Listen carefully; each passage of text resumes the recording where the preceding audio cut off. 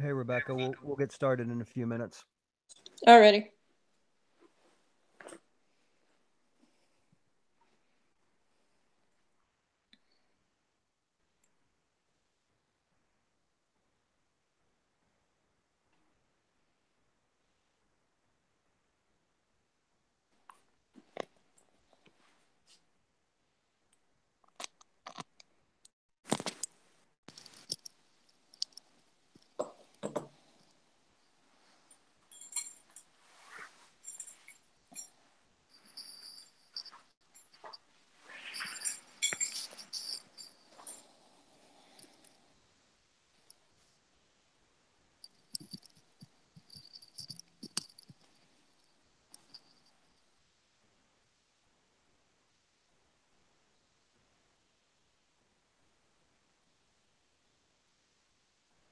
Hey.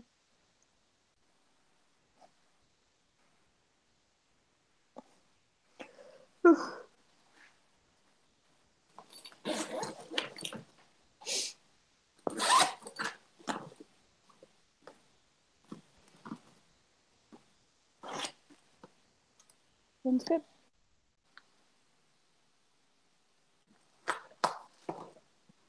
Waiting for the conference. Yeah.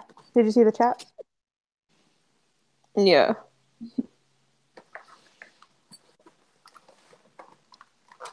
Yeah, good thing too. I would like taking a nap and then I just got the call and we're like, good, now I could be awake for it.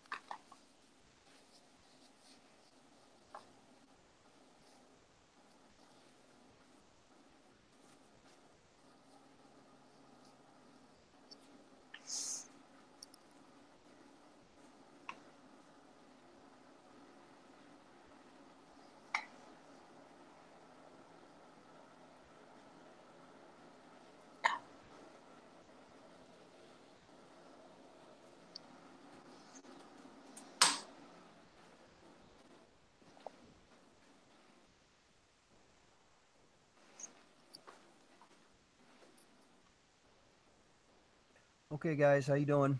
Good. Good. Good. Yeah, we're not going to spend too much time. I just wanted to go over a couple of things about the first day's shooting, which isn't tomorrow, but it'll be a week from tomorrow. And I wanted to explain what we're going to be doing tomorrow in class, so that you guys kind of have a heads up.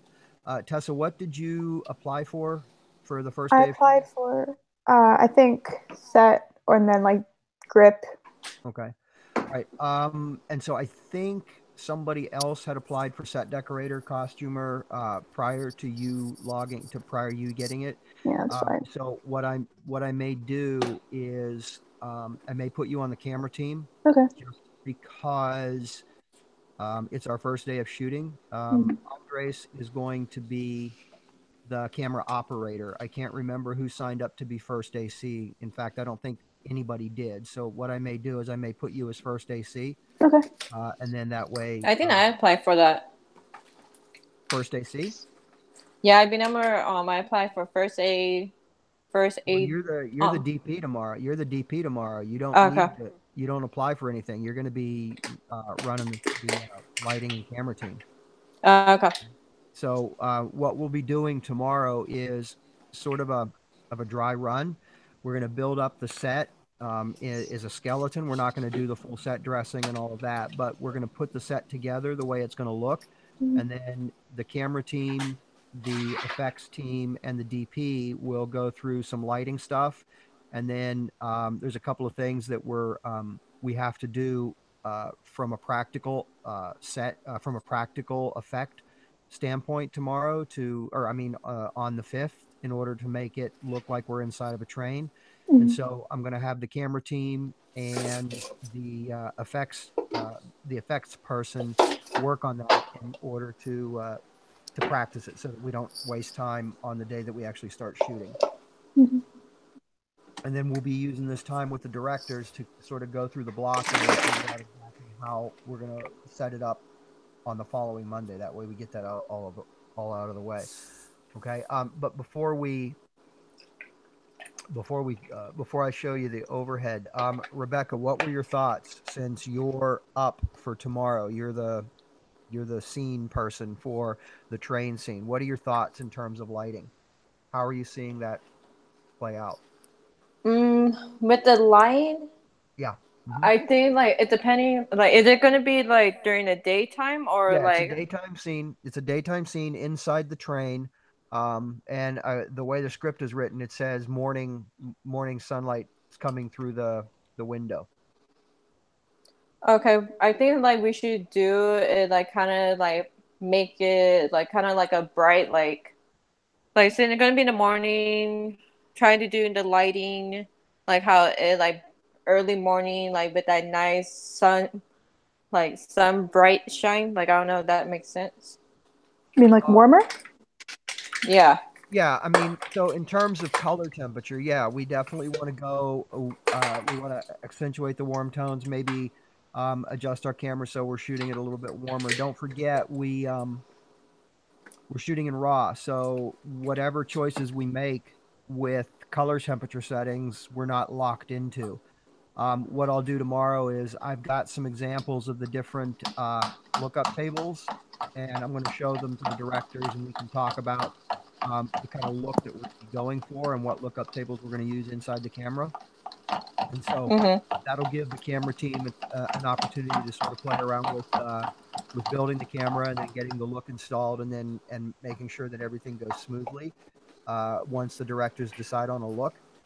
So from our perspective, in terms of lighting, the only thing that we want to make sure that we do is make sure that we light it properly, because those are some things that's one of the things that's really hard to adjust for in post. Color correction, we can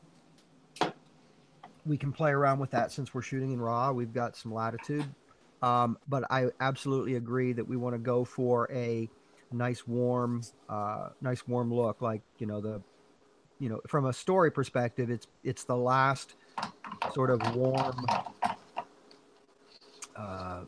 last sort of warmth that Van Ensign has before he gets into the odd, strange, horrific world of Tempest. And so the first two scenes of the film, I think the color palette is going to be warmer.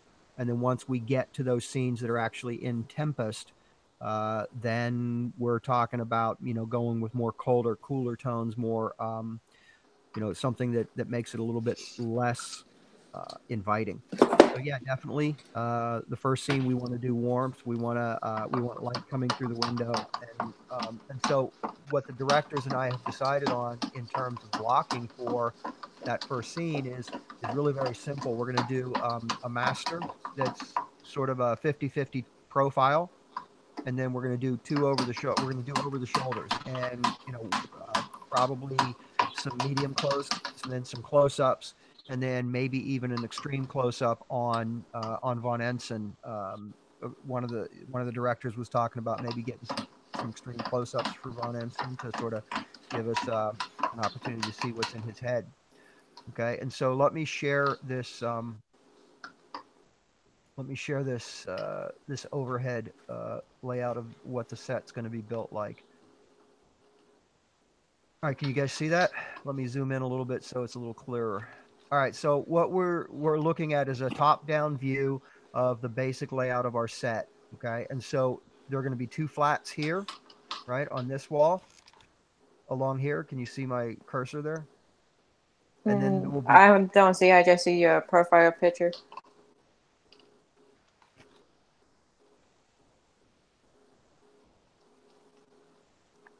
I mean, I see it. You see it now, Rebecca? No, not showing me anything on my thing on my phone. Oh, well, on your phone, it may not come through on your phone. I'm not sure how your phone is set up, but Tessa, you see it? Yes. Okay. All right. Well, it's basically, Rebecca, it's basically going to be a rectangular set. Okay. It's going to be Okay. it's going to be 8 feet deep by about 10 feet wide. Okay, so we're going to have 2 flats on one side, 2 flats on another side, and 2 flats in the rear with the window. Okay, and that window will have the slats so that we've got the light coming through those slats. You follow me?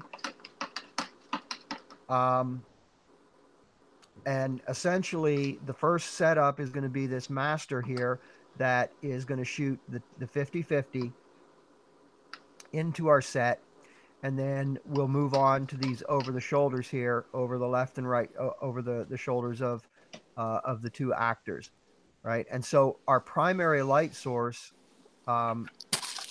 is most likely going to be this overhead. Either we'll use either that coffin light or perhaps a chicken coop over the top to give a basic lighting level, basic ambiance to bring up the levels that we need. But then our key light is going to be this 1K shining through the window. Okay, and then we'll probably end up gelling it with CTO, with an orange, in order to give us that warmth that we're looking for. But then that will serve as the key for this character here when we're on them. And then we may need either a bounce, or we could even perhaps use that covered wagon that we've got to give us a little bit of fill on this actor's fill side, right?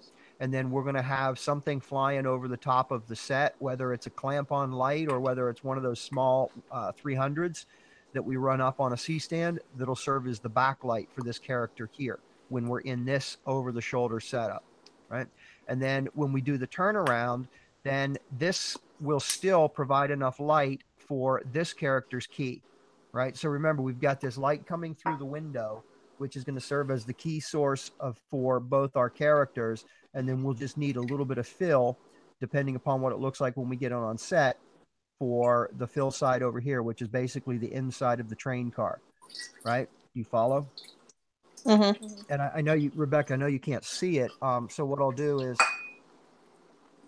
once we get off the chat, I will send you this. I'll send you this overhead so that you can see what we're talking about. Okay.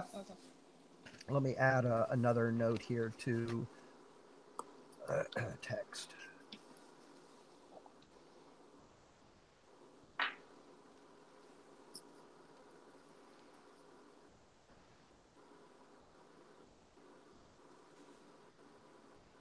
So this is the OTS here.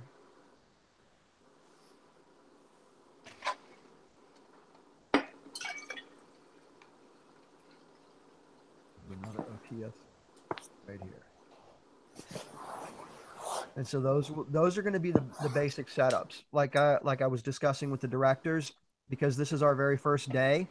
We're going to try it very simple. We don't want to bite off more than we can chew. We want to make it as smooth as possible, sort of get ourselves set into the groove, get everybody a chance to start getting some experience on set, and then we can start adding a little more complexity later on. But for now, this is a really simple approach to shooting it. It's a fairly simple lighting setup. The only thing that we may need to tweak is the fill here and there. And then the camera setups are pretty straightforward. There's no camera movement. We're not doing a dolly. We're not doing any kind of push in or a slider or anything like that. So it's pretty straightforward. I think, based upon the size of the set that we're dealing with, I think we'll probably start out on the 50 millimeter, but we can sort of dial that in once we get our camera in position, right? And then if we need to go, with something a little bit longer or a little bit wider, but I think that 50 is probably going to serve its purpose for this setup.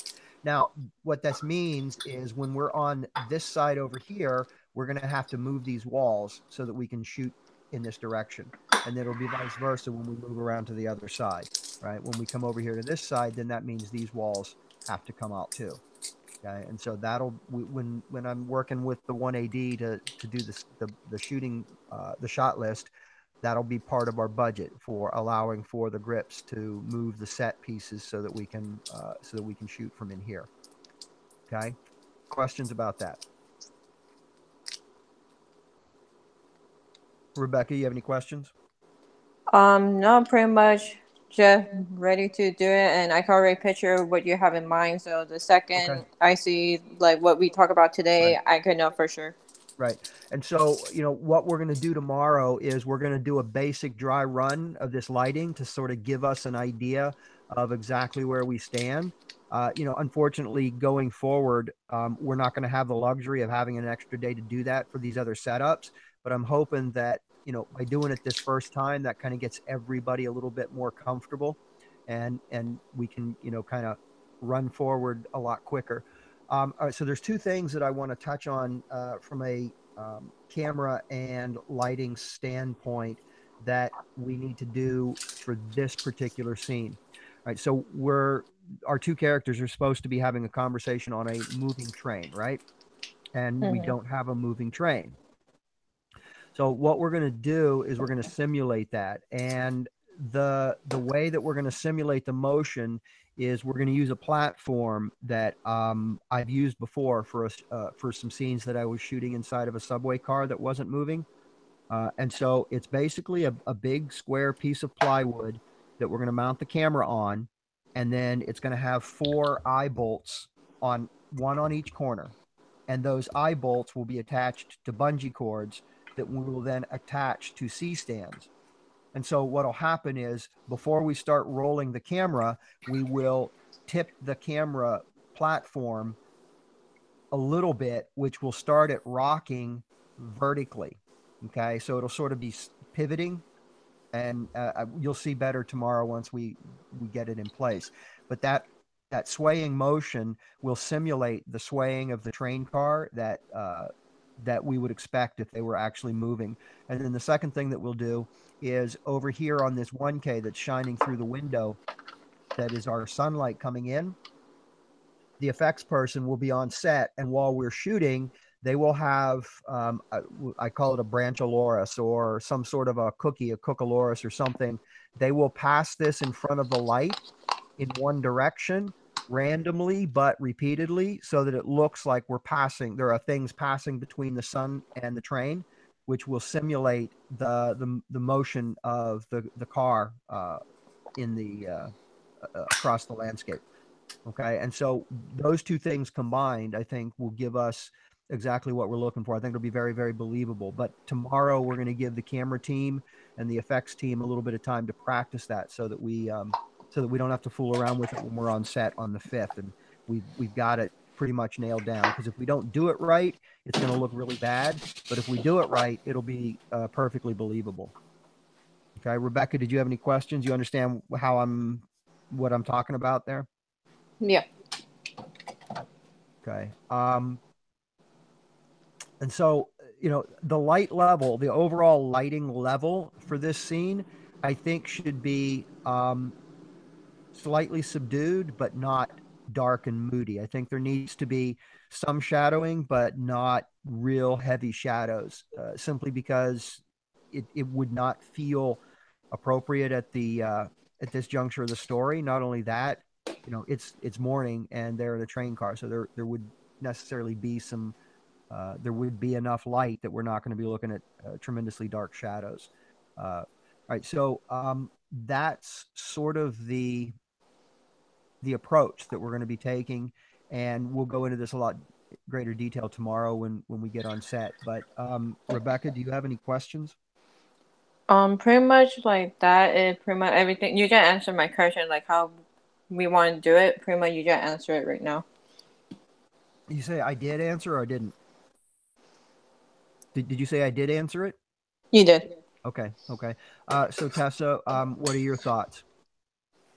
Sounds good to me. Okay. And so we're not going to go over any other scenes just yet. I know I had said in my email yesterday that I'd like to cover some other scenes, just because I think we've got a lot on our plate right now. I don't want to, get way too far afield.